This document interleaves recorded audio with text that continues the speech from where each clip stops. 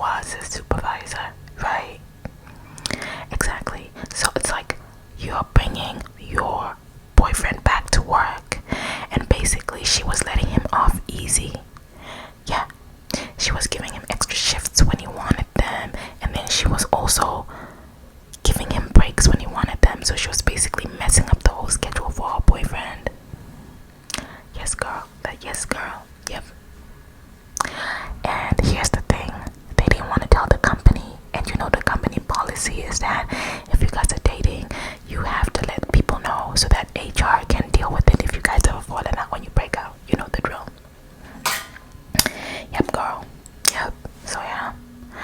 So basically, they put him on the spot. Somebody snitched. Yeah, somebody snitched and said, listen, James and Sheila are dating, blah blah blah, did an anonymous thing, what.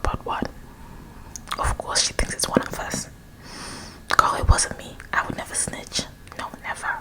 Not snitch, not me. No. I'm not gonna say anything. I wasn't gonna say anything. It was none of my business. And you know she would never treat me wrong, because she knows. Yeah, she knows I'm not one to play with, so she never messed with anything of my schedule, my shift, or anything. Okay, so yeah, he got put on the spot. He was kind of put on the spot in the boss's office, and they asked him, like, are you dating Sheila? She was like, yes, ish. He didn't quite admit, apparently. Girl, I saw the minutes. Yes. You know, they be wanting me to fix things up and type things up and make things pretty and everything and presentable. So they let me have access to the files, and also what they said, and darling, I don't work for HR. I shouldn't be doing HR work, so I don't know why they be letting me see such things. That's so silly. But anyway, so yeah, so the minutes when he was asked, he didn't quite accept it, but he didn't quite deny it either. Like, if she ever finds out that he's not out here claiming her, shame. He might have somebody else on the side. Yep, I think he does. In fact, she might be the one on the side. Yeah.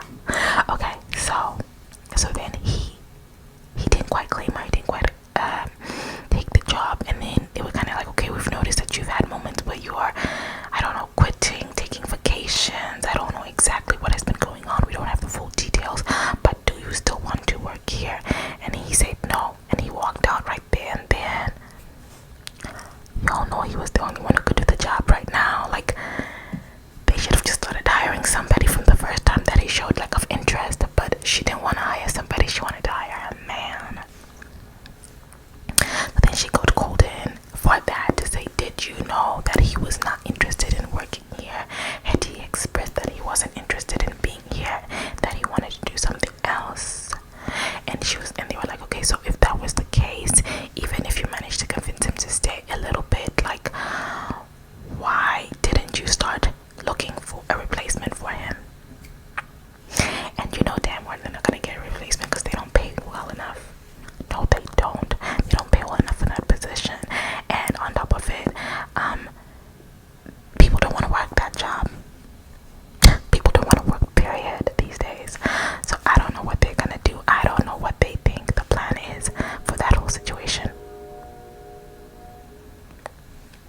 I'm on my way out of here, girl. I already started looking for a new job. Yeah, because I knew, like, I'm seeing how the way the place is going. I'm like, we need to downsize something, okay? We need to downsize something. If it's not gonna be the number of clients we're taking or whatever, I don't know how we're gonna be able to survive being so understaffed. Yeah. Well, you're still new here, so you have a whole future ahead of you, girl.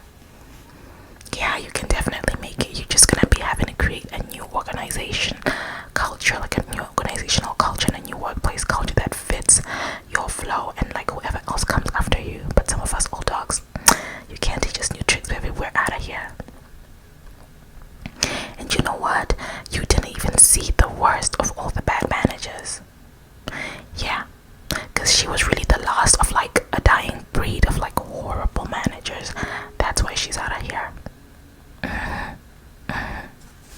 Yeah.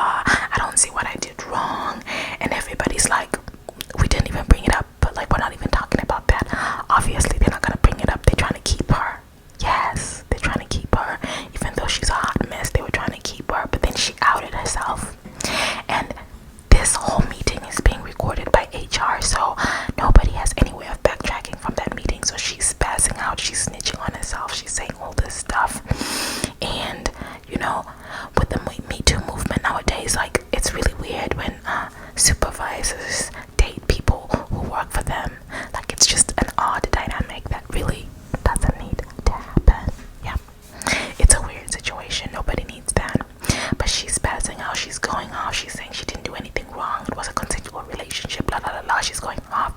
I'm like, ma'am, chill, calm down, like you're telling on yourself. Yeah, girl, I heard the screaming and the hollering. That's how I knew as soon as the meeting was done, I was gonna go in there and check out those meetings and recordings. Yeah, because you know they've got that speech to text thing where it automatically starts, you know.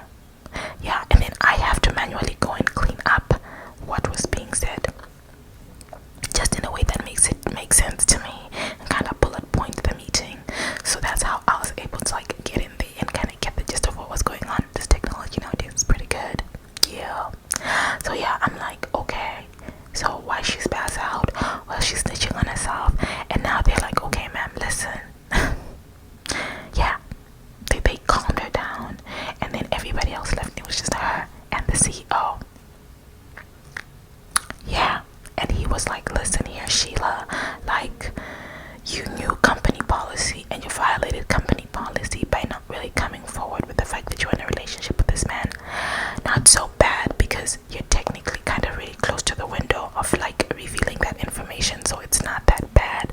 And at the same time, it didn't seem like your relationship was affecting anyone, because they don't really know the tea, because nobody really complained.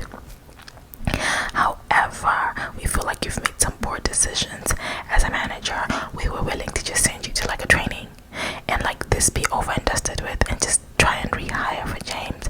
But the attitude and energy you brought to this meeting lets us know that you do not want to be here either, and we're not gonna keep you if you don't want to be here. So yep. And let me tell you something, the transcript of what he said is clear. She is out of here. And he was like, we are accepting your resignation whenever you're comfortable to give it to us. Yep. And I don't even know if she can say anything about workplace discrimination, because she is the one who snitched on herself that she was violating company policy, that one of her staff members quit and she didn't even make an effort to inform anybody, and she just rehired him. Basically, she rehired him. So how can someone quit and you don't announce that they quit, and you don't document that they quit, and you just make it seem as if they went on a break, and then you go use the fact that you guys are dating to convince him to come back to the job? I felt like she was like clingy with him, because she felt like if he was dating her from work, if he moved to another job, then he would just date the next girl at the next job. You know what? I don't even know, and I don't even care about their relationship, but all I think is that this office is messy. Yeah, this office is messy, and like, honestly, I don't even know if they should have any rights to speak on workplace romances, because you know our CEO's wife used to work here. Yes, girl. Now she's a stay-at-home mom, okay? But like, men be plucking girls from this place and turning them into wives and stuff, but then when women do it, yeah, it's messy, okay? Besides all of that, the organizational structure has gone to the pits because they haven't been able to hire anybody. I promise you, if they don't start changing their paycheck, how much are you getting paid anyway? What? You're getting paid way more than me. No. I'm not going in and having a conversation about a raise. I'm going in and having a conversation about I quit. Yeah, because I'm not dealing with that no more. I'm not dealing with like not getting paid what I deserve. Nah, they gonna pay. You know what you did? That's what I'm gonna do. I'm gonna go somewhere